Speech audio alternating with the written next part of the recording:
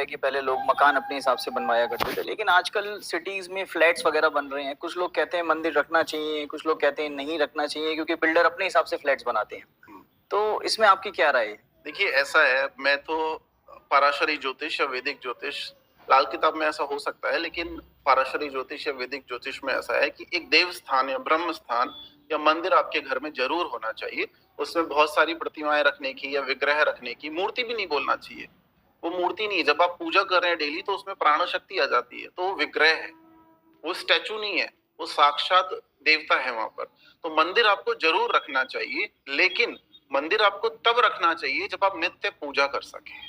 अगर आप नित्य पूजा नहीं कर रहे हैं तो वो देवता का अपमान माना गया है, वहां पे भाव नहीं चलता। वो नियम है कि अगर आप नित्य भोजन कर रहे हैं ना, डेली आप खा रहे हो, you are consuming the food every day, you are taking shower every day, so देवता का आसन, देवता का स्नान, देवता का भोजन नित्य होना चाहिए। अगर आप ये नहीं कर सकते हैं तो फिर बाहर जाके आपको दर्शन करने चाहिए, फिर आपको देवता का अपमान नहीं करना चाहिए। सर, जैसा भी आपने बताया कि मंदिर रख सकते हैं, तो अब सबसे अहम मुद्दा कि मंदिर किस डायरेक्शन में रखना चाहिए? देखिए, ये आपकी जन्म पत्रिका के अनुसार भी देखा जाता है, लेकिन एक कॉमन फिनोमिना मैं आपको बता रहा हूँ सूत्र। अगर आपके पास जन्म पत्री नहीं है, डेट ऑफ बर्थ नहीं है, तो आप कैसे पता लगा सकते हैं? सबसे पहले तो जो ब्रह्म स्थान है वहां रख सकते हैं, या फिर ईशान कोण पर आपको अपना मंदिर बनाना चाहिए, क्योंकि वो भगवान शंकर, रुद्र देवता या फिर आपके पितरों की दिशा या फिर ईशान देवता की दिशा मानी गई है। अब देखिए, आपका पर्पस क्या है मंदिर बनाने का? अगर आप किसी देवी की पूजा साधना करते हैं, भगवती की, तो आपको मंदिर फिर साउथ में रखना चाहिए, ताकि देवी नॉर्थ में देखे। नॉर्थ कुबेर की दिशा है, फिर वहां से आपको क्या मिलेगा? धन ही धन मिलेगा, अष्टलक्ष्मी मिलेगी। अगर आप पेशेंट हैं, बीमार हैं, आपको कोई समस्या है, तो फिर मंदिर आपको वेस्ट में रखना चाहिए, जो ईस्ट में देखे। मतलब मंदिर आपका वेस्ट में हो, देवता की दृष्टि ईस्ट में हो। तो इस तरह से कॉम्बिनेशंस हैं। इन्हीं दो स्थानों पे, ये 2 या 3 जो दिशाएं मैंने बताई हैं, इन्हीं स्थानों में आपका मंदिर होना चाहिए। और एक चीज और, अगर आप मांगलिक हैं, मंगल बद है या मंगल नीच का है आपका, तो आपको गुस्सा ऑब्वियसली आता ही होगा ज्यादा, ठीक है?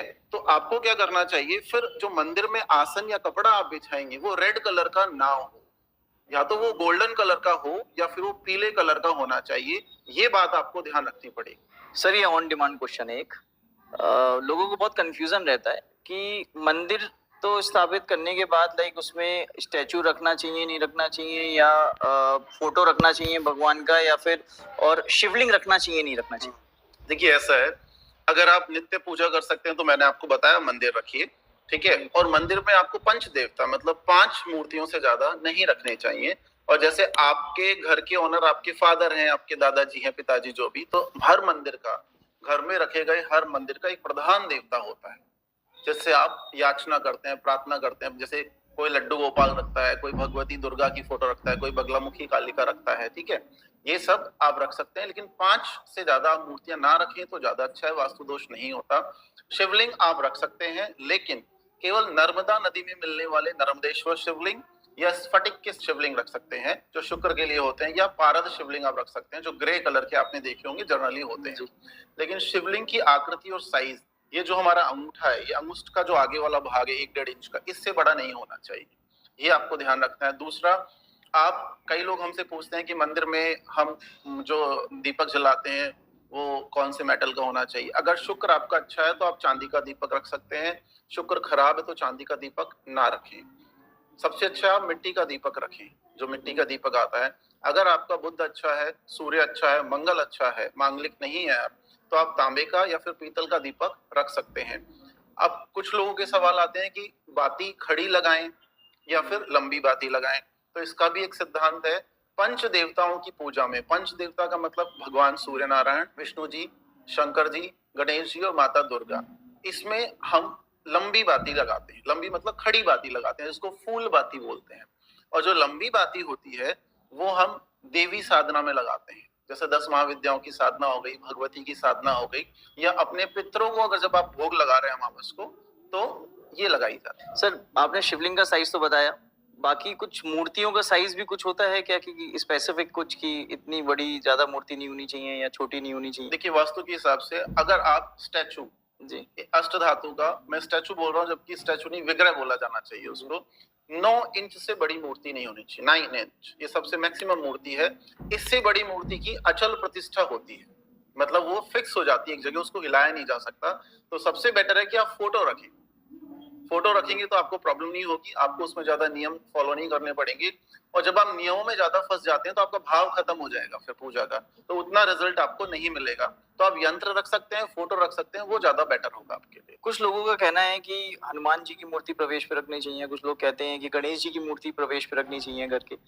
आप क्या कहते हैं इस बारे में? देखिए, मैं क्या कहता हूँ ये इंपॉर्टेंट नहीं है, शास्त्र क्या कहता है ये इंपॉर्टेंट। ठीक है, अब शास्त्र में क्या लिखा है, हमारे सनातन धर्म में क्या लिखा है, जो भगवान गणेश हैं, गणाधिपति जिनको बोलते हैं, उनकी नेत्र रिद्धि सिद्धि है, तो सदा उनकी दृष्टि आपकी तरफ होनी चाहिए। अगर आपको अपनी तिजोरियां भरनी है तो, अगर आपको तिजोरियां नहीं भरनी है तो उनकी पीठ आपकी तरफ होनी चाहिए फिर। तो हमेशा जब आप गणपति लगाते हैं तो आप द्वार पे गणपति लगाते हैं तो उसके पीछे आपको गणपति अपनी तरफ दृष्टि करके लगाने पड़ेंगे। या तो आप सबसे अच्छा है कि अपने मंदिर में रखिए हनुमान जी, राम दरबार। लेकिन अगर आप पंचमुखी हनुमान लगाते हैं तो वो द्वारपाल, क्षेत्रपाल या क्षेत्र की रक्षा करते हैं, वो आपको नजर से और तंत्र से बचाते हैं, बुरी शक्तियों से बचाते हैं। तो वो द्वार पे स्थापित किए जाते हैं ऊपर की तरफ। एक मुखी आपको मंदिर में रखने हैं, पंचमुखी आपको द्वार पे लगाने हैं।